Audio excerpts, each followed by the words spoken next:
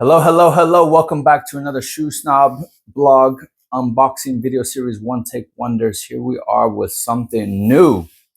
Now, forget the box you probably might have seen while listening to my intro, because it's not actually what I'm going to show you.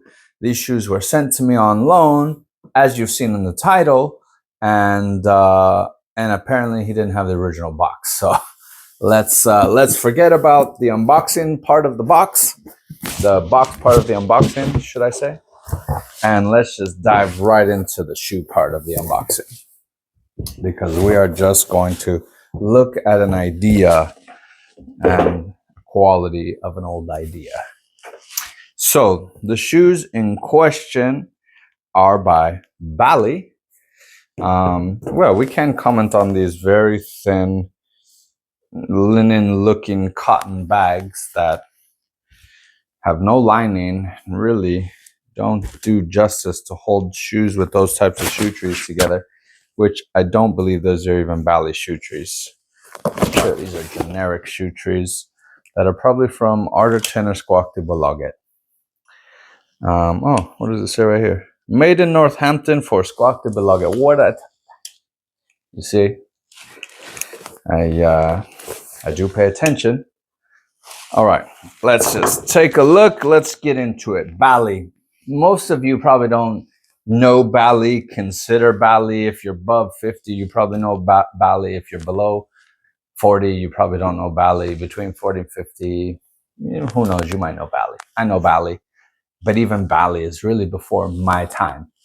But I know because I study, I research, I worked in shoes, I heard of it, And Bally was actually one of the most famous, well-known European brands many years ago, known for making some of the best shoes out of Europe. But, like I've said before, I think in one of my podcast rants and potentially on the blog, there comes a time where you have to scale yourself out of quality. It may sound crazy, but everything mass produced outside of, cell phones and cars, go up in quality. How to put it? The more you try to go up in price, the more you go down in quality, so to speak, because there's only so many makers that can make these high prices, and most of them make their own shoes. That's what I'm trying to say. It's hard to find the factory, so to speak, that's going to make you this shoe that's not already making their own anymore. There are not a ton of factories that produce for other brands these days. Most of the factories make their shoes and want to focus on their shoes, because in reality, there's not enough output to even grow their factories, because most people just don't wear dress shoes. So you get to a point in this day and age where if you get bigger and you need to create more output, for you have more demand and more sales, you have to start going to lower quality factories that produce lower quality products.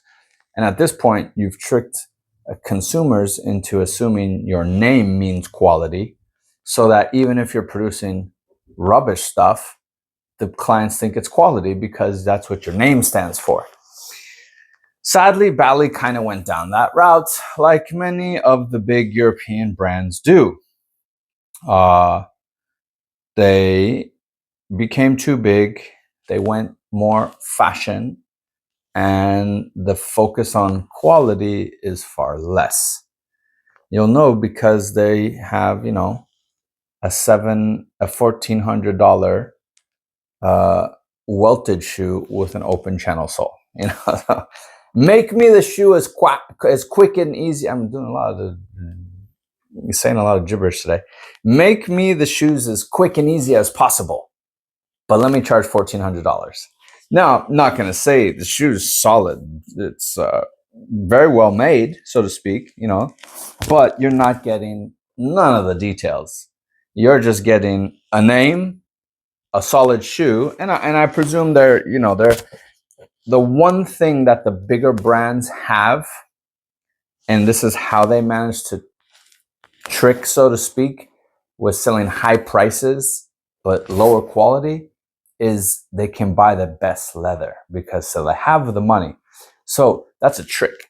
When you mask good leather with cheap production, the common person doesn't realize that it's a cheap shoe because they're tricked by the leather, tricked by the finishing, they're tricked by the name, they're tricked by the salesman, they're tricked by the idea. Again, I'm not bad-mouthing these shoes, but just an idea in general of fashion brands, the Ferragamos, the Gucci's, the Ballys, even the Berlutis, the people, the John Lobb is still, they're going that way. They're going that way. It's just the natural progression of getting too big for your own good. You get to a point where you're too big to continue to make high quality. Or you become like Ralph Lauren. You don't, you're not focused on shoes. You sell shoes, but you do capsule collections in various factories at a time at different price points. So Ralph Lauren will make shoes, in Galciano and Guerlain, but also make them in Spain. And they'll have different tiers. They don't really care. They're not focused on shoes. They just have them there for their clients. But Bally, who is a shoemaker, leather good maker, focused on shoes, got too big to a point where I'm sure, and Bally used to be made in Switzerland. I'm sure that factory is closed.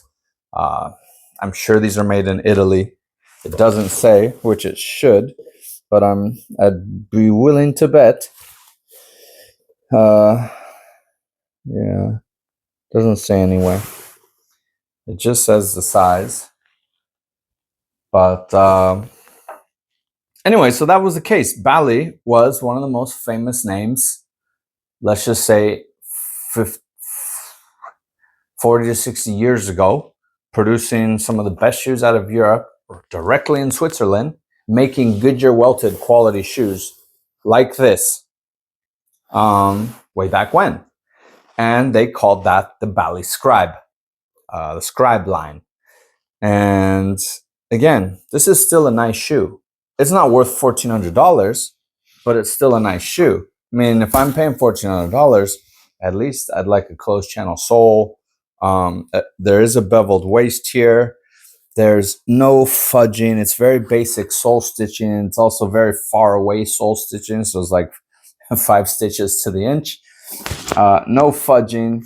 So there's really no detailing. There's cool design. The design is cool. You have very intelligent brogue patterns that you don't find everywhere else. It's not like your common brogue. They're really putting effort into that design. I'm not sure if you can see it here, but we'll take a closer look in a different video. So yeah, it's a great shoe, and these are actually 12 years old. So my supporter, Bally Switzerland Scribe, my supporter that sent me these, bought these in 2013 and just never wore them. And you know what? To all the people that tell me, oh my God, you must condition your shoes right after getting them brand new because the leather's dried out. Bro, please. 12-year-old shoes. These are good to be worn. They do not need to be conditioned. They just need a buff because they've been a little bit scuffed in travel. Proof that good shoes don't need to be conditioned when new. Cheap leather, dry leather probably does. And just recall, the people that are telling you that the condition needs to be done before wearing the shoes are also promoting the same cheap leather that needs to be conditioned. Good quality, 12 years, factory shine. This is how the guy received the shoes. I'm pretty sure maybe he shined them himself. But even still, let's just say he got them and he shined them 12 years ago, because he told me about them in 2013. There is proof that the leather just doesn't dry out. It doesn't just, become like the Sahara Desert. No, good quality stays good quality, even in storage for 12 years. So sorry to hijack the post here, the video, but I wanted to mention that because here's living proof of that idea. Here's proof that good quality does last. even in storage. So yes, Bally Scribe. Bally Scribe is pretty much the only line I think worth buying anymore. Bally, everything else is just, in my opinion, garbage, junk, fashion stuff. Not quality, cheap, Blake Stitch, synthetic soles, plastic feeling leathers. Trying to be a fashion brand, sadly. Yeah, but you know, again, this is the way of the world. This has been one of my biggest fears. I'm not even close to there yet, but I always feared if my brand grew to, you know, a massive level, because I don't own my own factory. When you own your own factory, you know, if your business is successful, you buy a second factory, or you somehow grow your factory, you add to it. But if you don't own your factory, you have to rely on other factories to make your shoes. It comes to a point where if you grew too big, you'd have to start finding cheaper factories if there were no more good quality ones. Just the reality of supply and demand. So anyway, Bally Scribe, something different. If you come across these shoes and you like them and you have $1,400 to kill, go ahead. It's still a good shoe. It'll still be made with top quality leather. The sole, you know, is solid. You're just not getting the fancy detailing. And again, that tends to be what we pay for at a certain point. At a certain point, the shoes can only be so good, and what you're paying for in it is fancy detailing. Closed channel, fancy detail. Tight waist, fancy detail. Fiddleback, fancy detail. Fudging on the sole, fancy detail. A lot of stitches to the inch on the sole, fancy detail. One could argue that that helps maintain a more supportive construction. One could argue. Whether that's true or not, who has the proof? Anyway, you pay for a lot of fancy details. If you don't care about that, you like the style, you like the look, you like the shape, you like the fit, you have $1,400 because you have money, well, then why not? It's still a good quality shoe.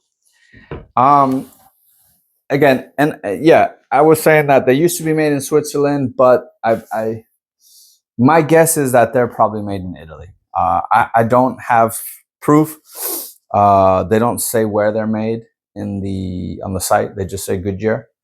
But knowing the general area of Europe and the factories that produce Goodyear shoes, I want to say the closest country is Italy. These are definitely not made in Spain. And I do not believe they are made in England either. So Italy is my best guess.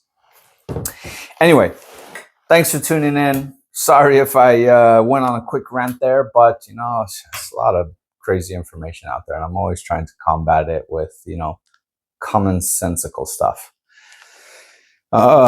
If you want to go further into the do not condition your brand new shoes rant, there's a video just for you on it. But again, people tend to get triggered because they've been brainwashed to think these things. And again, you know, even when I say do not condition your brand new shoes, it's not really a defined rule. It's use your brain, look at the shoes. Does this leather look dry? Yes, condition. If they don't, wear them. There's no you have to do anything. Anyway, sorry, I'm too easily triggered myself. Wishing everybody a great day. Thanks as always for tuning in. If you love what I do and want to help support this channel, please do check out my new Patreon page. You can support for as little as $5 a month. It helps. I know this is a spiel that all the YouTube channel podcasters have, but it's real. You know, setup costs money, microphones cost money, cameras cost money, everything costs money. So, and it's not that, you know, it's not that we don't have it, but the support helps. The support definitely helps. And the support helps just in being here, commenting, liking, subscribing, sharing, engaging. That helps too. Helps a lot. So please do leave your thoughts. Feel free to comment. I try to comment to all the comments. If I miss one, that's just because YouTube didn't send me a notification. But anyway, as always, I appreciate the support. And I wish you a fantastic day, and do stay tuned for more because there will always be more. Take care. Bye-bye.